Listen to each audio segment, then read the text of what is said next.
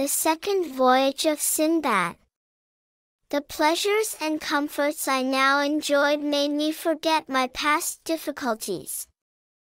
I was still in the prime of life, was of an active disposition, and had a great desire to see upon a third voyage, and with a cargo of the richest merchandise of Egypt I once more took shipping at the port of Balsora. After we had been at sea some weeks we were overtaken by a dreadful storm, which almost tore the vessel to pieces. We beat about at the mercy of the winds and waves during several days, and at last we were obliged to cast anchor before an island, for which the captain had vainly endeavored to steer. He now informed us that this and several other neighboring islands were inhabited by savages, covered with hair, who would speedily attack us in great numbers, and that if we offered to make the least resistance they would come upon us in swarms and destroy us without mercy. We soon found the captain's information to be true, for a multitude of frightful savages, about 2 feet high, and covered all over with red hair, came swimming towards us, and boarded our ship, chattering a language of which we could not comprehend a word. In an instant they took down our sails, cut the cable, towed the ship to land, and having made us all get out, they carried off our ship in triumph to another island. We went forward into the island on which we were landed in deep dismay, expecting nothing but death. When we had got a little way we beheld a huge pile of building, and made towards it. We found it to be a lofty palace, with a folding gate of ebony, which we pushed open and entered a spacious court, that led to a vast apartment with a porch, having on one side a great heap of human bones, and on the other a number of roasting spits. At this terrible spectacle our legs trembled under us, and we fell to the ground, where we lay motionless with fear, thinking we might share the same fate. Presently the gate of the apartment opened, and there came out a black monster as tall as a palm tree. He had but one eye, which was in the very middle of his forehead, and looked like a ball of fire.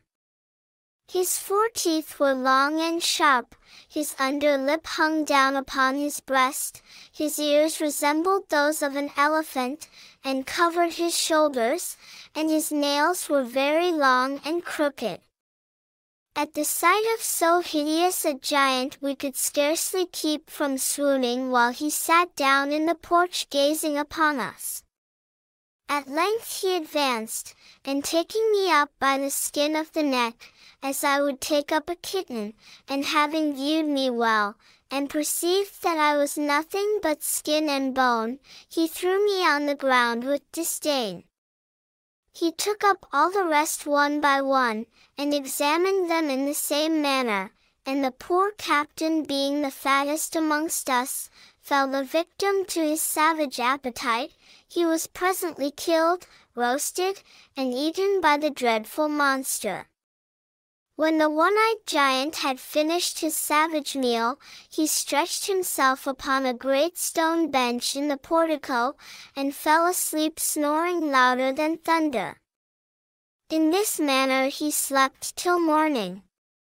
For our parts, it was impossible for us to sleep, and we passed the night in the most distressing fears imaginable. Day being come, the giant awoke, got up, stretched himself, and went out, leaving us in the palace, which now resounded with our cries and lamentations. At length I cried to my companions in misfortune, "Let us not waste the hours in useless sorrow. Let us make floats of the timber we saw on the coast, and commit ourselves upon them to the sea. We had better trust ourselves to the mercy of the winds and waves than continue here, to fall one after the other a prey to the appetite of that devouring monster. My advice was as eagerly adopted.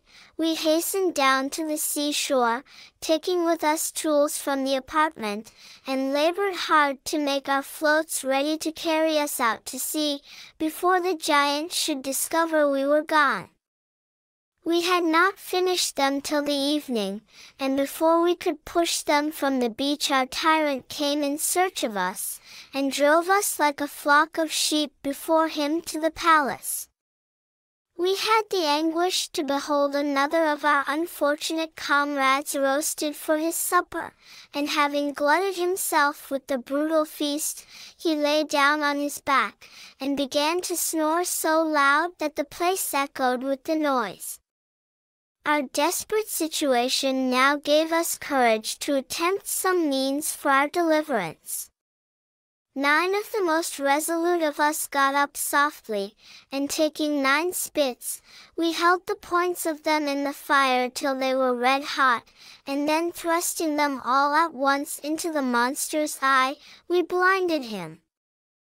The pain occasioned him to utter a frightful scream, and he began to grope about with his hands to catch us, that he might sacrifice us to his rage.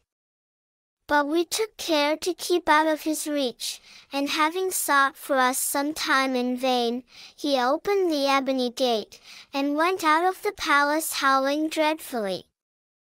We did not stay long behind him, but hastened to our floats, and only waited for daylight to embark upon them. But scarcely was the first dawn of day visible when we beheld our monstrous enemy approaching the shore, led on by others of the same species. We immediately jumped upon our floats, and pushed them from the shore as fast as possible, and the tide assisted us greatly. But the giants, seeing us likely to escape, tore great pieces of rock from the cliffs, and wading into the water up to their waists, hurled them at us with all their might, and instantly sunk every float but the one I was upon, and all my companions except the 2 with me were drowned, and we with great difficulty escaped the fate of our companions. For 2 days we were tossed about at sea, and believed we must perish for want of food, if we were not swallowed up by the waves. On the evening of the 2nd day, however, we drove upon an island, where we found excellent fruit and good water, with which we refreshed ourselves, and lay down to sleep under the shade of the trees. We were soon awakened by the terrible hissings of an enormous serpent, who came gliding along the ground with incredible swiftness. One of my unfortunate comrades was swallowed up in a moment, while I and the other fled, and climbed up the highest tree we could find to shield ourselves from his attack. Presently the serpent came hissing to the root of the tree, and winding himself round the trunk, reared his head so high that he soon reached my only remaining companion, who sat much lower on the tree than I did, and devoured him like the former one. I sat motionless with terror, and already more dead than alive. The monstrous creature unwound himself from the tree and glided away. I waited on the tree till late the next day, and perceiving nothing then of the serpent, I ventured down, but my fear took away all my strength, and I was incapable of exploring the island in search of a place of safety.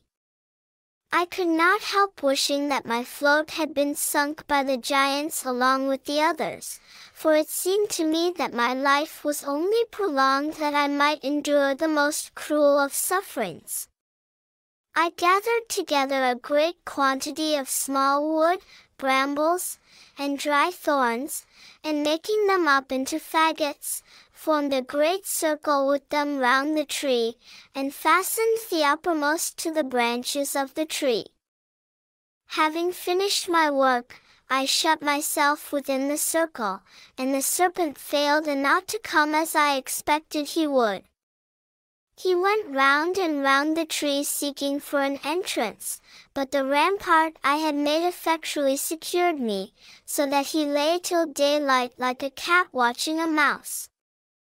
When day appeared he retired, and after the sun arose I ventured to leave my hiding place.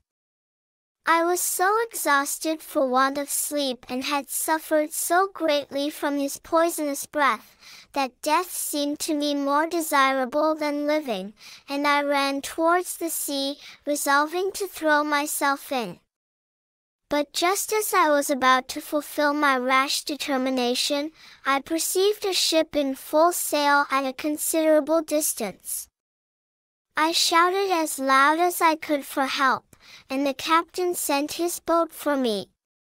As soon as I got on board, the captain, seeing I was quite in rags, gave me some of his own suits, and treated me in all respects with great attention. When we came to an anchor at the port of Jalabat, the captain, calling me to him, said, "Sir, I have here some bales of goods which belong to a merchant who sailed with me some time since.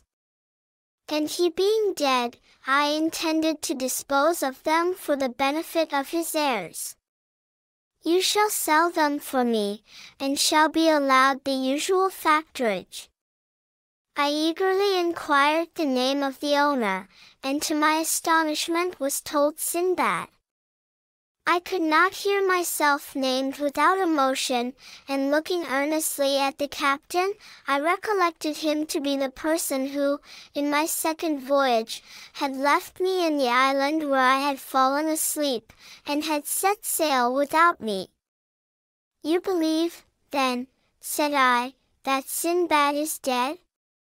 "Certainly," he replied, "for one day when we landed on a small uninhabited island to take in water, I know not by what mistake, I set sail without observing he was not come on board with the other passengers, nor was his absence discovered till 4 hours after, when so brisk a gale sprung up that it was impossible to tack about and look for him. There can be therefore no doubt that he perished on that uninhabited island." "No, Captain," I exclaimed, "I did not perish. In me you behold that Sinbad, who escaped that and many other perils." The captain, being convinced, eagerly delivered me up the goods, and strictly accounted with me for those he had already sold. I continued my voyage with the honest captain, and sold my merchandise very advantageously, and at length returned to Baghdad with vast increase of riches. Sinbad, having finished the relation of his third voyage, rose from the table, and giving another present to SINDBAD, invited him to dinner the next day, to hear the adventures of the fourth voyage.